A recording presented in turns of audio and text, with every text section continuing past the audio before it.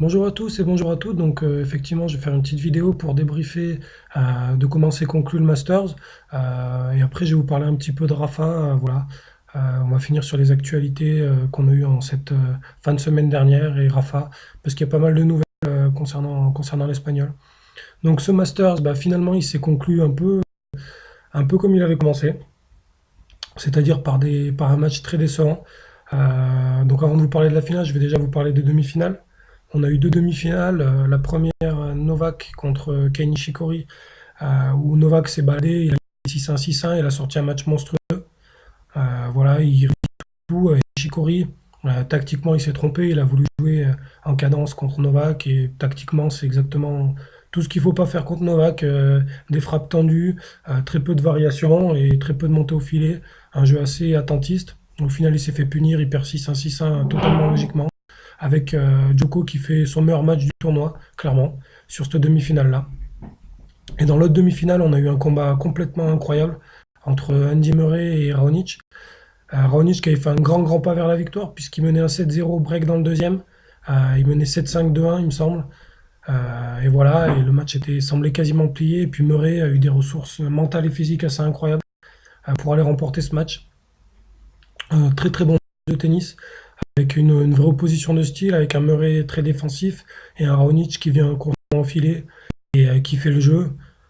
Murray voilà, a fait que contrer Raonic tout le long du match. Il s'en sort en plus de 3 heures de jeu, en sauvant des balles de match dans le tie-break. Un match complètement dingue. Je pense que c'est le meilleur match du Masters.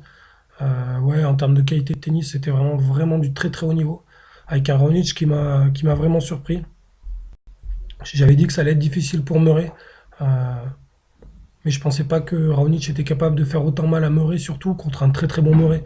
Parce que Murray, il était certes dans un mode assez défensif, mais il était très très bon.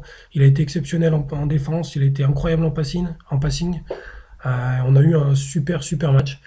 Donc voilà, donc d'un côté vous avez Djokovic qui se qualifie en jouant à peine une heure, en passant à peine une heure sur le terrain, et de l'autre côté vous avez Murray qui passe plus de 3 heures en demi-finale.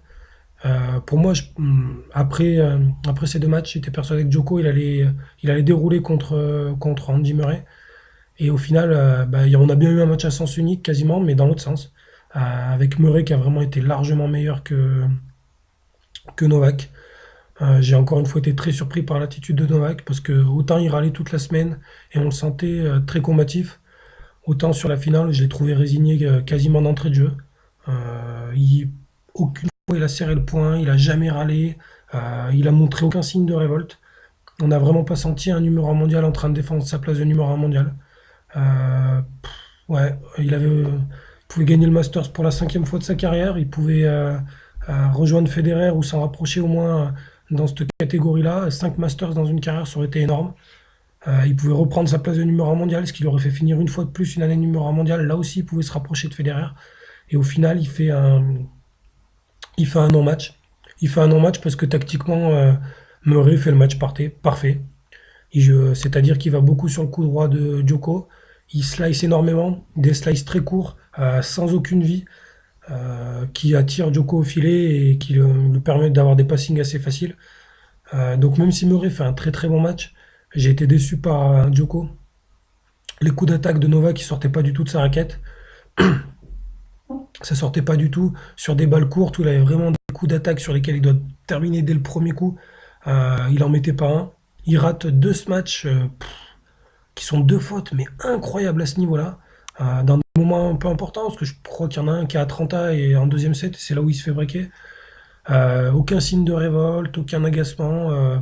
Voilà, il avait perdu sa place de numéro un mondial, il s'est pas spécialement battu. Donc voilà, donc ça a continué. Ça nous a fait un Masters vraiment très très moyen cette année. On a eu deux matchs qui ont sauvé le tournoi. C'est les deux matchs de Murray. Celui contre Raonic et celui contre... mince, je sais plus contre qui c'est, ça m'est sorti de la tête. Euh, celui contre Team. Celui contre Team, voilà. Voilà, c'est ces deux matchs-là qui ont sauvé le Masters.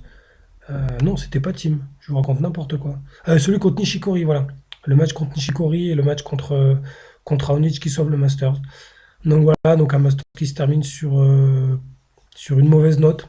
C'est malheureux. Malheureusement, comme je vous l'ai déjà dit plusieurs fois, je l'avais annoncé un Masters assez pauvre, Ça n'a pas trompé. Pourtant, on avait des belles demi-finales et une très belle finale sur le papier.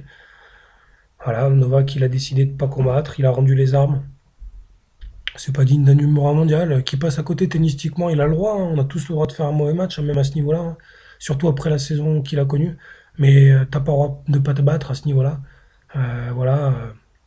Bon. Murray a fini numéro un mondial, c'est une belle récompense pour sa carrière. Il devrait le rester pendant un petit moment, au moins quelques mois, parce que Djoko avait énormément gagné jusqu'à Roland Garros. Et Murray avait fait des résultats qui sont tout à fait à sa portée l'année prochaine. Donc on va avoir un Murray qui devrait être numéro un mondial au moins jusqu'à Wimbledon. Après, on ne sait pas, ça dépendra de Novak, ça dépendra de Rafa. Voilà, on verra. Donc voilà pour le Masters. Donc comme tu me demandais, de Briwan, effectivement, oui, on a une actualité sur Rafa. Oui, comme tu dis, effectivement, ça fait que 5 à 6 semaines avant Abu Dhabi. Ça fait pas beaucoup, mais je te signale qu'entre Abu Dhabi et le début de l'Australian Open, tu as au moins 3 semaines sûres, peut-être 4.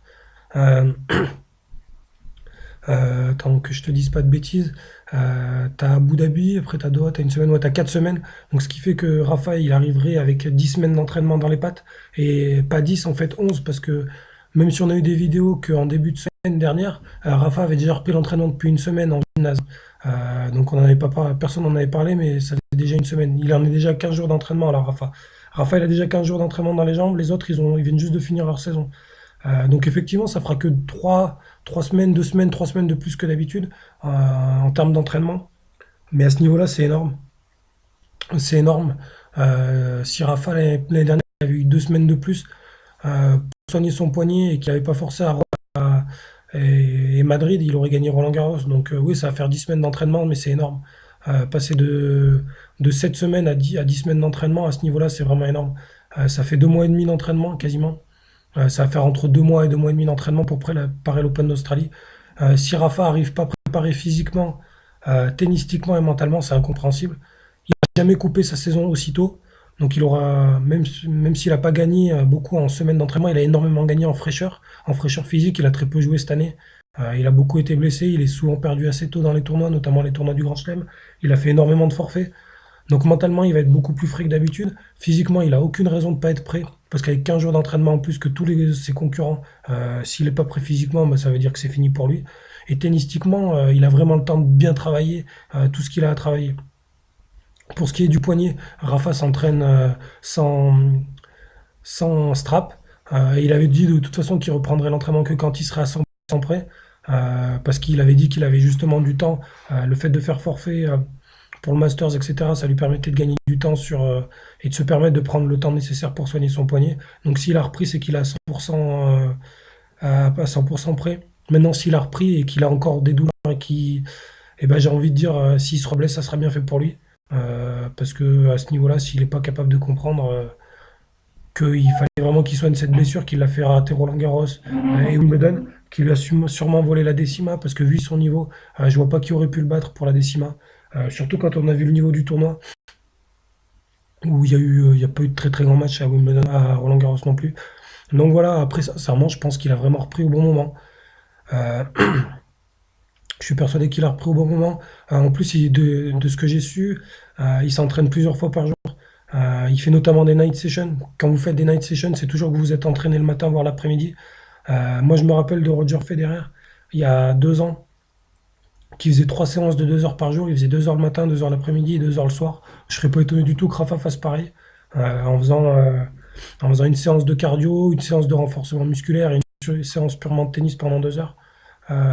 Voilà, après, on n'a pas plus d'infos que ça sur le niveau de l'entraînement. Voilà. Ce qu'on a comme info qui est quasiment sûr, c'est que Rafa est en train de tester des nouvelles raquettes. Apparemment, il serait possible qu'il change de marque. Il passerait chez Ed. Ça, c'est pareil, c'est une rumeur, ça n'a pas été confirmé. On sait que Rafa, il est chez Babola depuis qu'il a 11 ans. Donc on sait qu'il a une énorme confiance chez cette marque-là. Après, s'il change, c'est qu'il a trouvé une raquette qui lui convenait mieux et c'est tant mieux. Il continue de s'entraîner avec des raquettes maquillées, donc des raquettes toutes noires. Donc je sais pas comment les gens peuvent avoir l'info de savoir si c'est du Head ou du Babola ou du Wilson, parce que c'est des raquettes maquillées donc qui ont aucun sponsor dessus. Donc c'est une info que j'ai vue, une rumeur que j'ai vue sur Twitter. Voilà. Après, côté un peu un peu people, un peu anecdotique. Rafa s'est fait greffer des cheveux apparemment. C'est un peu à la mode. LeBron a fait ça. Wayne Rooney a fait ça. Conte, l'entraîneur de la sélection italienne et maintenant l'entraîneur de Chelsea, il a fait pareil. C'est un peu à la mode. Moi, je vous cache pas que je m'en fous. Voilà, si ça lui permet de se sentir mieux dans sa tête et que ça lui permet de se libérer d'un truc, pourquoi pas, hein. Moi, je suis bien passé pour parler des gens qui perdent leurs cheveux. Moi, ça me gêne pas du tout. Même si j'avais l'argent pour faire une grève, j'en ferais pas du tout. Après, moi, ça me choque pas qu'il le fasse, hein, sincèrement. On peut pas se le cacher. Il est quand même vachement plus. Il a beaucoup plus de style avec les cheveux longs. Les cheveux courts, ça lui va pas très bien. C'est en tout cas ce que disent la plupart des filles que je connais qui sont fans de Rafa. Voilà. Après, que dire d'autre ce que j'ai vu sur Internet, Rafa travaille énormément le coup droit. On sait que c'est vraiment le coup qui a pêché toute l'année. En revers, il a été exceptionnel. Et s'il retrouve vraiment un coup droit et qu'il garde cette qualité de revers, honnêtement, il peut faire une grande saison. Et j'ai encore vu une interview de Tony où Tony dit que Rafa s'est fixé comme objectif de gagner au moins un grand chelem l'année prochaine. Voilà, Rafa, c'est pas le genre de mec qui se fixe des objectifs qui sait être inatteignable.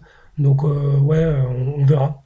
Donc voilà, on va voir Abu Dhabi comment ça se présente. Abu Dhabi, c'est dans, c'est dans plus d'un mois. C'est dans plus d'un mois. C'est dans 5 semaines. Donc voilà, donc en fait, ça fera déjà De Bruyne, ça fera pas 6 semaines, 5 à 6 semaines, ça fera 7 à 8 semaines normalement avant, le tournoi d'Abu Dhabi. Parce qu'il est dans 5 semaines et ça fait déjà 2 semaines, voire presque 3 maintenant qu'il a repris. Ça fait 2 semaines et demie pour être exact. Donc voilà. Après, on aura Brisbane qui va être super super intéressant. Où Rafa aura l'occasion, s'il fait pas n'importe quoi, d'aller chercher la huitième place mondiale. Parce que Team défend une finale en même temps à Sydney. Voire un titre, je sais plus, finale au moins, ça c'est sûr. Il retrouverait les 8 premières têtes de série. Même si je pense que si jamais il a joué un huitième de finale, un Novak, un Murray, ça change rien. Que vous les jouez en huitième, en quart, en demi ou en finale, je pense même que c'est plus intéressant pour Rafa de les jouer très très tôt. Parce que Rafa, s'il est en huitième, il a rien à perdre. Il a gagné des points, il a pris 180 points, son tournoi il est réussi. S'il prend Murray en huitième ou Djoko en huitième, ou Wawrinka, les quatre premiers, il y a Djoko, Murray, Wawrinka et Raonic. Sur les quatre, pour moi, il y en a un seul dont Rafa doit avoir peur, c'est Novak. Parce que Murray, même un très grand Murray, on l'a vu à Monte Carlo cette année, quand Rafa est en Cannes, il peut complètement le battre sur n'importe quelle surface. Wawrinka, c'est pareil, il l'a même battu en faisant des très mauvais matchs. Et Raonic, il a gagné qu'une fois, c'est un très très mauvais match de Rafa. Donc voilà, donc ça peut être vraiment intéressant. Comme je vous dis, on va vraiment voir. Il faut attendre de voir ce que ça peut donner. Parce que là, on n'a pas réellement d'infos et on ne sait pas réellement où Rafa. Moi, je suis plutôt pas confiant, mais plutôt impatient de suivre cette saison 2017 de tennis qui va être, je pense, très très ouverte. Parce que Murray, il est numéro 1 mondial, mais clairement, il est loin d'être imbattable. Pour moi, c'est plus Novak qui a perdu sa place de numéro 1 qu'autre chose. Novak, il avait 16 000 points, il finit l'année à 10 000. Il a perdu 6 000. Il avait 8 000 points d'avance, il en a perdu 6 000. Murray, il en a gagné 2 000. Donc clairement, c'est Djoko qui a perdu sa place de numéro 1 mondial. Djoko, il est en plein doute. On voit qu'il est capable d'être très bon le samedi et complètement passé à travers le dimanche, qui lui était jamais arrivé depuis 6 ans maintenant. En tout cas, pas dans les grands tournois. Wawrinka, on sait qu'il choisit un peu ses tournois. Raonic, même s'il est très bon, Rafa, les grands serveurs, il a tendance à plutôt les battre. Et tous les joueurs qui sont en dessous de ces mecs-là, donc que ce soit Nishikori, Ferrer, etc., Monfils, tous ces joueurs-là, Berdych, Rafa les a quasiment systématiquement battus. Donc très très hâte d'être à Brisbane, très très hâte d'être à Doha et encore plus hâte d'être à l'Open d'Australie, où on peut avoir une super quinzaine de grands chelems. Non pas que je parle pas qu'au sujet de Rafa, je parle parce qu'on va avoir un tirage très ouvert, etc. Donc voilà, donc j'ai vraiment hâte. C'est un peu long sans Rafa, voilà, on le sait tous, hein. Donc voilà, donc vivement 2018, vivement 2017, euh, vivement 2017 qu'on voit un peu ce que ça donne. Donc voilà, donc bonne journée, bonne soirée à tous en fonction du moment où vous voyez la vidéo. Et comme d'habitude, si vous avez des questions, vous me les posez et je réponds en vidéo, comme ça tout le monde voit ma réponse. Et comme ça j'en fais profiter tout le monde. Bonne journée, bonne soirée à tous et à très vite sur le blog et à très vite avec des nouvelles de Rafa. Bonne soirée.